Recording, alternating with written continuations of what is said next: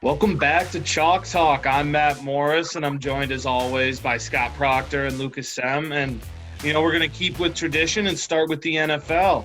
On Monday Night Football, the Browns had a thriller against the Ravens in which Lamar Jackson and Justin Tucker, with some late-game heroics, saved the Ravens' playoff hopes and kept them in the hunt to move on, beating the Browns. Now, the Browns played very impressive. It was a great game, playoff caliber game, and that leads to our, conversation today of, are the Browns legit, and is Baker Mayfield the quarterback that's going to lead the Browns to success in the near future? Scott, what is your take? Yeah, man, what a great game that was, first off. But Chiefs, Steelers, Bills, Packers, Saints. That's the complete comprehensive list of teams with more wins than the Cleveland Browns right now. So, hell yeah, they're legit. It starts up front on both sides of the ball for me. The Browns are 6th in turnover differential, which means they're turning you over without giving you the ball much in return, and that's due in large part to Myles Garrett. The man has 10.5 sacks. Only Aaron Donald and T.J. Watt have more, and Myles Garrett has played in 2 less games than those other guys. The man is a game record. He gets after your quarterback, and he can control the line of scrimmage in the run game. Olivia Vernon was also brought in this offseason. He's paid instant dividends. The man has 7 sacks this year. Ellis Williams, a good friend of the show who covers the Browns for Cleveland.com, he had an excellent piece a couple weeks ago on why the Browns' offensive line is arguably the best in football. It's the 5th highest paid offensive line unit in the league, and they're earning it. They can run power gap schemes. They can run inside zone, outside zone. Kevin Stefanski has been really creative with his play calling and his run schemes to where the Browns aren't super predictable with how they're going to attack you. You put 2 bell cow running backs and Nick Chubb and Kareem Hunt behind that offensive line with Kevin Stefanski calling plays, scheming up running pass options, and that takes immense pressure off Baker Mayfield, and we're seeing that pay off for him and Cleveland. Baker Mayfield had 7 interceptions in his first 7 games. Coming out of the bye week, they won 4 straight games, and he's thrown 8 touchdowns and just 1 interception since. We're watching him turn a corner. He's playing its best football of the year at the perfect time, and they're absolutely a legitimate contender. I'll tell you what, if the Browns are in the NFC, we'd be looking at them a lot different than we are currently, because they give the top NFC teams a lot of trouble, in my opinion. Luke, what do you think about that? Yeah, I'm going to be on the opposite side of the spectrum here. The Browns are not legitimate. Let me tell you why. I just can't look past their history. For the past couple of years, people have said, hey, this is going to be the Browns' year. They finally have pieces. 2018 under Hugh Jackson and Greg Williams, they're 7-8-1. 2019 under Freddie Kitchens, 6-10. They take a step back. That same year, ESPN released an article about the collusion in their front office and how dysfunctional it was. And since then, they've obviously made some changes.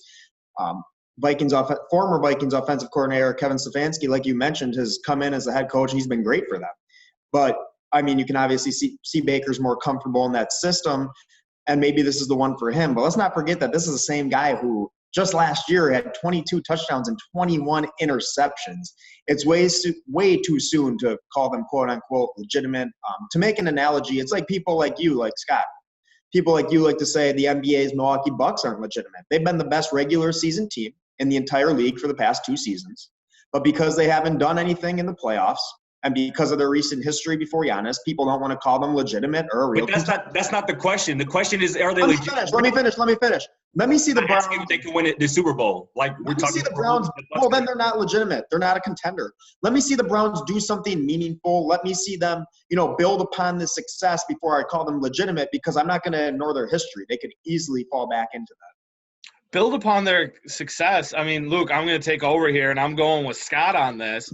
They finished 500 last season, basically. The best. They were 6-10. That's not 500, or even close, really. But okay, fine, 6-10. But they built on that. That was for the Browns. That's an impressive season. 6-10 is impressive. We don't right there is half of the point. For the Browns, it's impressive.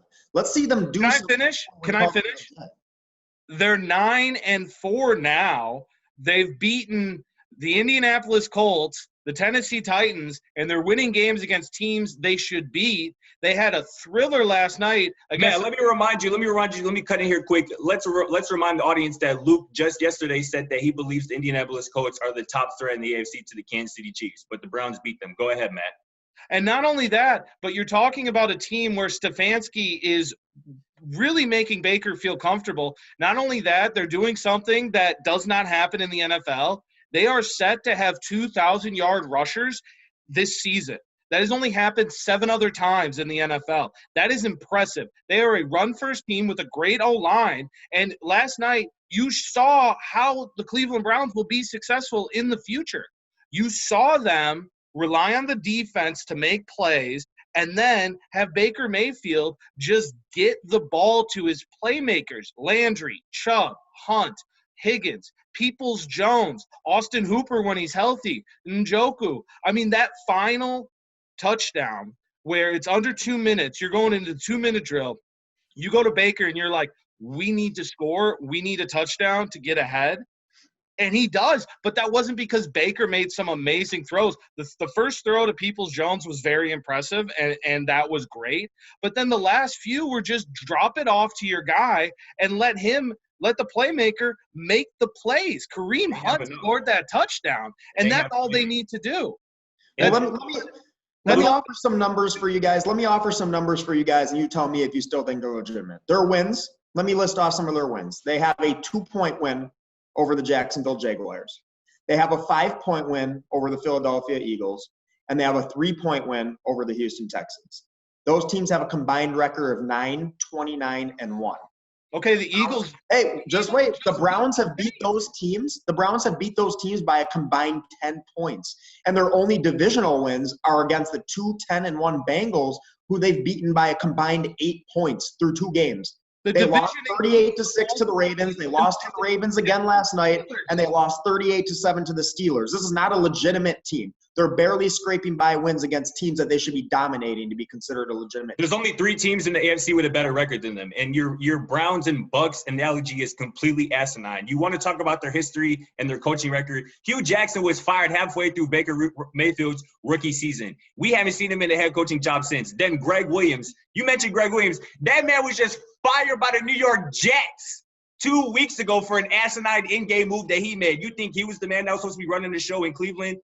It's ridiculous. Then they go and choose Freddie Kitchens, who was obviously in over his head. He didn't last the season. He wasn't the answer either. And this is all in Baker Mayfield's first 2 seasons in the NFL as he's trying to get accustomed to the speed of the NFL. And mind you, again, you bring up his interceptions last year. How about Baker Mayfield breaking the rookie quarterback touchdown record as a rookie? Again, with no weapons on a franchise that has the history that you pointed out. We're watching Baker Mayfield, as I said, turn a corner. I watched on Monday night, the Browns were down 34-20 in the 4th quarter to the Baltimore Ravens, a team that was 14-2 last season. Any other year during my lifetime, that game is over with. That game is over with. And Baker Mayfield continues to go out there, lead drives, use his legs. We don't categorize Baker Mayfield as a mobile guy, but we're watching him open up that part of his game. And I think that has a lot to do with Kevin Stefanski empowering him and giving him confidence to go out there and make plays, play point guard, get the ball to Kareem Hunt, get the ball to Jarvis Landry and Donovan Peoples-Jones. And again, this defense has enough. They get after your quarterback. Myles Garrett scares people. He scares people. The Browns are absolutely legitimate. The Browns, again. Phil Ward was hurt last night too. The Browns are not the best team in the regular season as the Milwaukee Bucks have been in the NBA. That's not the same comparison. The goal for the best team in the league, regular season Milwaukee Bucks, is to win the finals. The Browns, we're talking about a legitimate contender in the playoffs to win a playoff game, possibly make a run at their division, at the AFC North crown, which is still alive the way the Pittsburgh Steelers are playing. That's how it sits right now. The Browns are absolutely legitimate. They have a quarterback who's turning the corner and a head coach who they should be very happy to have in their building. An ugly win is a win. But you know what? We're going to stick with one of those teams that you mentioned, Luke, that the Browns beat. We're going to go to the Philadelphia Eagles, who did something that is unheard of in Philadelphia this year. You know, Jalen Hurts led the Eagles to a win. And not just any win. They beat the Saints, you know, and kind of ruined the Saints' chance of being the first seed in the NFC, with the Packers kind of taking control. So going off of what Jalen Hurts did, the success he had against the top team in the NFL, you know, the question, and with, you know, Carson Wentz set to make millions upon millions of dollars, you know, the question stands, do the Eagles have their franchise quarterback on the roster right now, or do you expect them to go out and draft a new guy, especially looking now that they are projected to get the 9th pick in the NFL draft as it stands today? I'll take the lead on this one if you don't mind, Scott. Absolutely. You go ahead. Yeah, I think Jalen Hurts is the franchise QB here. When Wentz got benched against the Packers, Hurts came in and you saw productivity. It was a small sample size, but he got his first NFL touchdown in some extended minutes, and he was able to make do with it. And then Wentz is announced as a backup, and Hurts gets his first start against one of the NFL's best defenses. And Scott, I hate to keep coming at you, but you specifically said he was going to struggle and get eaten alive. But he rushed for over 100 yards. Passed for a little over $150 with a touchdown. And towards the end of the first half, he had a drive starting deep in his own territory with his back on the goal line, and he was cool, calm, and collected. His pocket presence was even better than I expected. Although he has wheels, he made sure to stay in the pocket, and he got time and made strong throws. But let's be honest, the Eagles' offensive line is decimated, and it's not often that any other quarterbacks are going to get time in the pocket. So why not put in the guy who can do it with his feet? He looks very Michael Vick-esque. In all honesty, I have to say it. And against one of the best defenses in the league in a must-win game to keep their slim playoff hopes alive, I think this is your guy because what you've seen from him is impressive. And you don't want to waste draft picks on a QB when you need to rebuild that O-line in your secondary. You just got to trust in Hurts right now. Well, you know what, Luke? I'll admit I did not think the Eagles were going to do anything. I thought that Jalen Hurts was basically being a lamb put to the slaughter, in all honesty, because I didn't expect the rest of the Eagles team to step up the way that they stepped up. And that whole team played well. The defense reminded us why they've been such a good defense these past few years and why the Eagles have made the playoffs in recent years. And not only that, the offense looked functionable. You know, granted, Hurts is able to move a lot, and he got out of the pocket, and he made a lot of, he got into a lot of yards with his legs. It looked impressive, and it looked like a team that could actually go toe-to-toe with almost any team in the NFL any given Sunday. And Hurts protected the ball. That was very impressive. He protected the ball. He made good decisions. He made smart decisions, which leads me to believe that, Carson Wentz, that contract, getting rid of him is financial suicide for the Eagles. There's no moving past it. You're going to have to figure out a way to either trade him or you drop him around 2022 when the cap hit isn't as bad as what it's going to be for the next few years. And with that being said, they're projected to get a top 10 draft pick this year. I think, obviously you can go O-line, you could go secondary. What I think they need to do is get Hurts a weapon that can help him moving forward. And you know what Philly has been known for in recent years is their tight ends. Zach Ertz, Dallas Goedert have both been great. They're both productive. You know who I think they should get is I think you need to draft Kyle Pitts. I think you get Jalen Hurts, Kyle Pitts, or a similar wide receiver / tight end threat, and you allow this Eagles team to continue the momentum that they're starting to have with Jalen Hurts. And for some reason, I don't know why, but the Eagles seem to play better when Carson Wentz is not their quarterback. That entire team, this wasn't just Hurts playing great and beating the Saints. It was more about the entire Philadelphia Eagles team playing the way that they should play every Sunday. There was Doug Peterson, 11-2 when Wentz isn't his starting quarterback. It's insane. I don't understand it, but this Eagles team plays better when Wentz is not under center.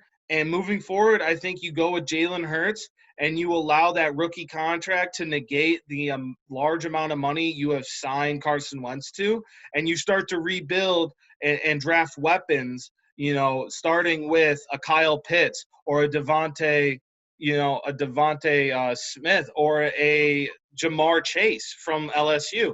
Get one of those guys, and then let's see what this Eagles team can do, because moving forward, if they play like they play, they can win the NFC East every single year. I mean, that's not saying much, but that is getting them into the playoffs. Scott, what do you think? Let me hop in here. Two things I want to address, Matt. I actually really like the Kyle Pitts idea.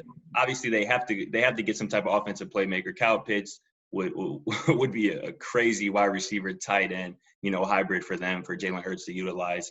And Luke, I don't know where you got the idea that I thought Jalen Hurts would struggle. I don't know if you got me mistaken for Matt or our show producer Mike, but I didn't say that on the show or off the air or anything. Get your facts straight. But anyway, I got receipts.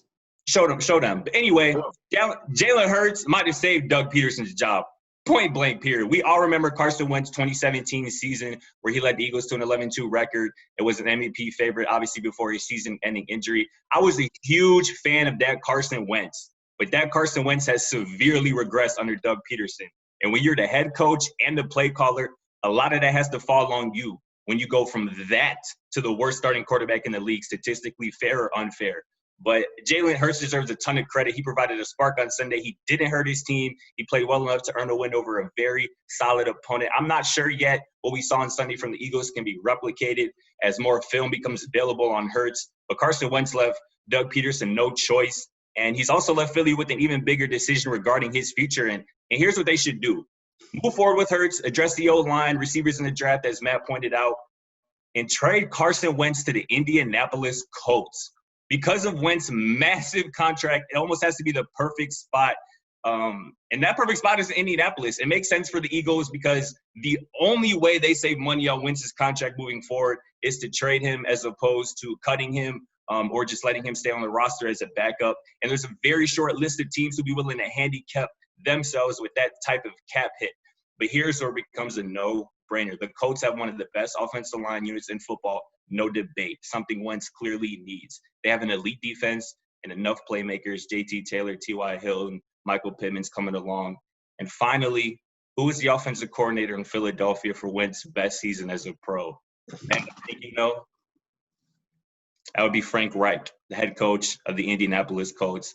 I rest my case. Move forward with Jalen Hurts if you're Philadelphia and get Carson Wentz to Indianapolis. Philadelphia's last 3 games are at Arizona, at Dallas, and then home against Washington football team to finish the season. So we'll get a few more games to see Hurts and see what this Eagles team is going to do. When we come back, we're going to switch to the court, and we'll talk NBA basketball and what we think the Harden trade is going to look like. This is Chalk Talk.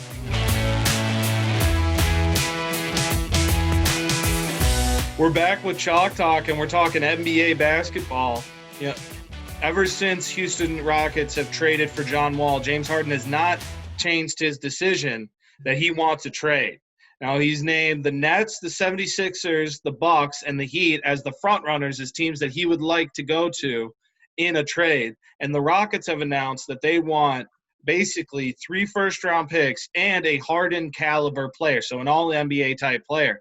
With knowing that, what are your thoughts on the trade? And where do you think Harden's going to end up? Where's his destination? Scott, what do you think? Yeah, man. James Harden should want to be traded to the Philadelphia 76ers. Admittedly, I don't want that to happen at least this year because I want to see a Ben Simmons and Joel Embiid surrounded by shooting and coached by Doc Rivers for at least 40 games or so. I think Philadelphia is a real contender to represent the East as currently constructed. But we're talking about James Harden, a top 5 player, one of the most skilled scorers of all time, still in his prime. I think Daryl Morey, obviously the Sixers president of basketball operations, would have been content. He would have been fine staying put in the Harden race early on because it was just so unlikely that Brooklyn sends over KD or Kyrie Irving. But since Harden has expanded his preferred destination list to include the Milwaukee Bucks, to include the Miami Heat, I'm not so sure Morey can just stand by and watch his good friend James Harden join another Eastern Conference power. A Simmons-led package should be enough to entice Houston, and the Harden and Embiid pairing has scary potential. Harden is in a very similar boat to Giannis, even maybe more so than Giannis, because Harden has accomplished everything individually in the NBA. He has the MVP, he has the scoring title, he has the assist title. It's about a ring now. Houston isn't that place currently, but Philly can be if Harden gets there. Luke, what do you think? Yeah, I just don't think anything's going to come of it. Harden's contract, he's making $41 million this year, $44 million next year, and then in 22-23 he's due for $47 million. To find a contract suitor will be difficult, number one. And for someone who would be able to match the contract, like Ben Simmons, teams aren't going to be very willing to part with them. Just like you hear the 76ers say, they just are adamant on not trading Ben Simmons up to this point. When it comes down to it, I think James Harden is a great scorer. He's a top NBA player. But overall, I think he's a little inefficient, and his sort of attitude isn't well received across the league. It's just not a cultural fit that people want to bring into their locker room. I think what it's going to come down to is Houston either cutting their losses and getting the most that they can in return for him just to get a hold of their locker room, or just sticking it out and trying to figure it out with him. Hoping John Wall and DeMarcus Cousins can help manage his personality that is similar to that of theirs. It's been brought up that this reminds a lot of people of when Kobe was wanting a trade with the Lakers, and they just said, no, we're not going to get rid of you. Like, we can't get rid of our franchise player.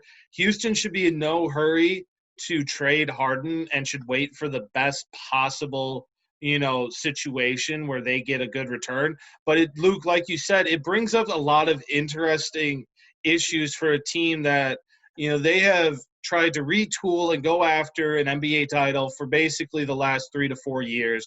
They have been so close with different combinations of players, whether it was Chris Paul, Russell Westbrook, even back when they had Dwight Howard on the team and Harden and him were going off together. It's been very interesting, but they've basically admitted that it's time to try and refocus and reshape this team, moving on from Morey, moving on from D'Antoni, bringing in Silas, and a new front office. They want to move forward, but with the way that Harden is talking and the way that he wants this trade, it's going to be very hard for them to move forward productively while Harden is still on the team if he's not dedicated to this rebuild. So as the season goes on, I don't think a trade happens before the start of the season, right before Christmas. I think this is something that will continue to be a question. When the trade deadline hits, it'll be interesting to see where, the Miami Heat are, where the 76ers are, where the Nets are, and see if maybe that's when a team will make a move for Harden and try and create a trade and reach out to Houston.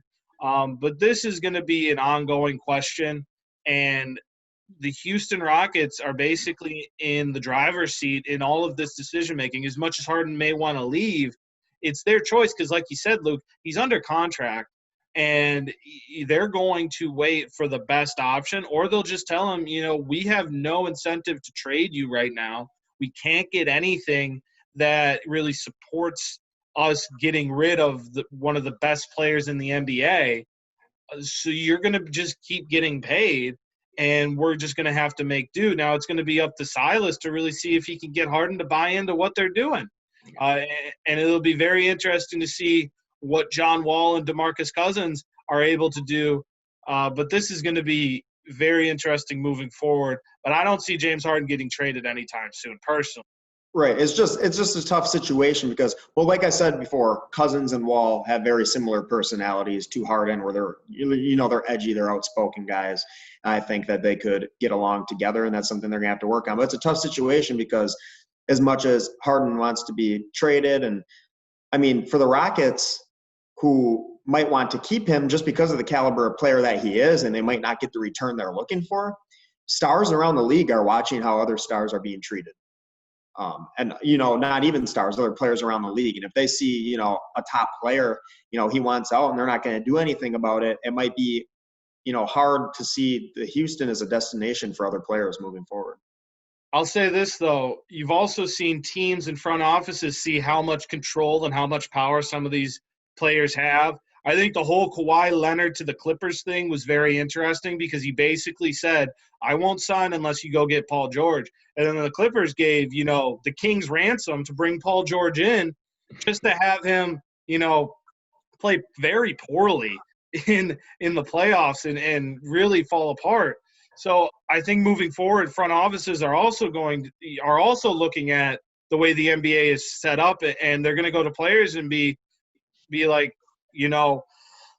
pardon me, we get that you don't want to be here and we're trying to make this happen, but this is a two-way street.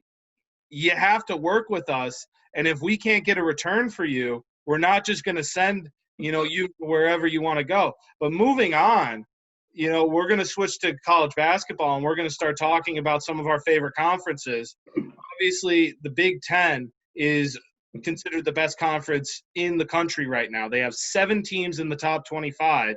And with conference play about to start in the next week or so, who do we think is going to be the top team at the end of the Big Ten conference season? Scott, who's your pick? Yeah, man. Illinois hasn't won a Big Ten regular season title since the glory days of 2005, but this is the year I believe they do it. Lou Garza of Iowa is unguardable right now, and he has to be the front runner for National Player of the Year, but he shared the Big Ten Player of the Week honors with Ayo Dosunmu last week for a reason. Iowa is averaging 25, 8, and 5 right now while shooting 50+% from the field and 40% from 3. Iowa is a bucket point blank period, and I don't see any guards in the Big Ten getting the best of him for 2 halves at a time. Big man Kofi Cockburn is another preseason All-American for the Illini, who they like to surround with 4 guards to get out, run, use their athleticism. Adam Miller is another promising freshman, a shooter who's gotten a lot of minutes early on and will continue to improve and grow as this season progresses. Coach Brad Underwood and the Illini have finally had some success recruiting in their own backyard, a.k.a. Chicago, the great city, the Windy City, and they're seeing the benefits of it here. I like Wisconsin. I like Iowa and even Michigan State to a lesser extent when we're talking about the Big Ten race. But guard play pushes Illinois to its first Big Ten title in about 16 years.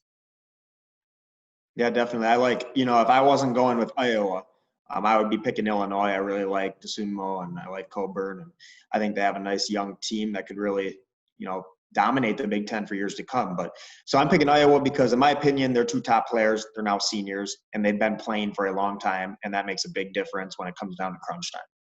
One in the front court, one in the back court. You got Jordan Bohannon and, of course, Luka Garza. He was the National Player of the Year last year and seems to be the top guy again this year in the country. He's averaging nearly 30 points per game, just under at 29.17. He's shooting 68% from 3 and 69% from the field. But as much as you focus on him, you'll get hurt elsewhere. They got C.J. Frederick and Joe Wieskamp shooting 55% and 50% from 3, respectively, with both over 20 attempts.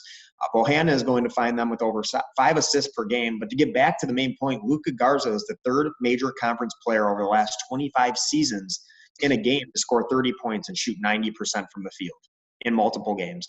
And one of those was against Iowa State in the Iowa rivalry. He joins J.J. Hickson out of North Carolina State, and Carlos Boozer is the only players to do that. You have to give him so much attention, but you're going to get burned elsewhere. They're just going to be a tough matchup for anyone else in the Big Ten.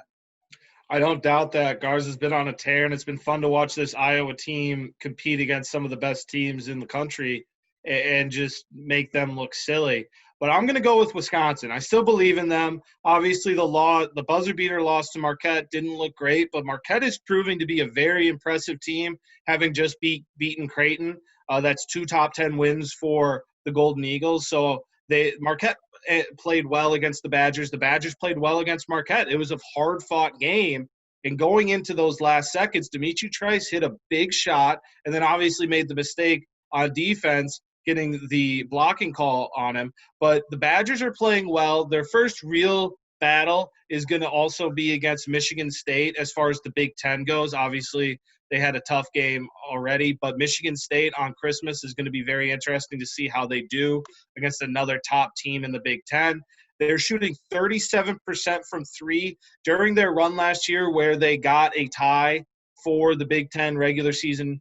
They were shooting 41%, so that's very close to what they were doing last year. They're holding teams to 59 points per game so far, which is just a quintessential Wisconsin thing to do. They love slowing the game down, forcing teams into half-court offense, and then running their own half-court offense. And not only that, but Nate Reavers, Micah Potter are both playing great, averaging over 12 points a game. Dimitri Trice is averaging 11 points a game and has shown that he can hit. He hit a great shot. That was a fadeaway jumper for the lead, and he didn't even blink. That was a great shot against the Golden Eagles. And I think with Brad Davidson starting to get into the swing of things, he'll be important moving forward. Tyler Wall is giving great minutes off the bench. He's leading the Badgers in steals.